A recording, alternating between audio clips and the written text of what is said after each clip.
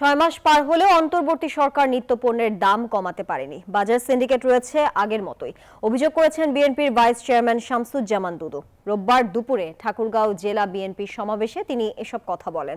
তিনি বলেন, গণতন্ত্র প্রতিষ্ঠা ছাড়া বিএনপি পিছু হটবে না। দ্রুত নির্বাচনের রোডম্যাপ ঘোষণা সহ বিভিন্ন দাবিতে রাজবাড়ীতেও সমাবেশ হয়েছে। প্রধান অতিথি ছিলেন বিএনপি চেয়ারপারসনের উপদেষ্টা হিলালুজ্জামান তালুকদার। বান্দরবানে সমাবেশে যোগ দেন বিএনপির জাতীয় নির্বাহী কমিটির যুগ্ম মহাসচিব হাবিবুন নবী খান সোহেল।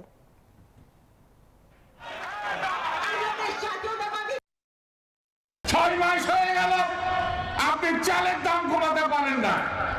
6 মাস হয়ে গেল গরিব মানুষ যা ইনকাম করে তা বাড়াতে পারেন নাই, কাজের সংস্থান করতে পারেন না।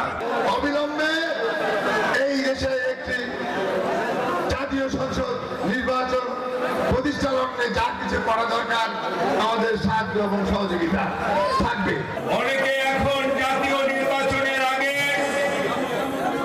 স্থানীয় সরকার নির্বাচন করতে চান।